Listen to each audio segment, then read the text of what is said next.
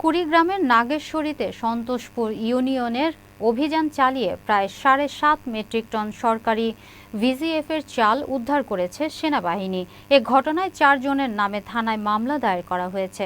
সন্তোষপুর ইউনিয়নে দরিদ্র ও অসহায়দের ঈদ উপলক্ষে সরকারি ভিজিএফের চাল ৭,৯৬৯ জনকে জনপ্রতি ১০ কেজি চাল হিসেবে বিতরণ করেন প্যানেল চেয়ারম্যান খাদিজা বেগম ও ইউপি সদস্য আমিনুর রহমান সহ ইউনিয়ন পরিষদের সংশ্লিষ্টরা।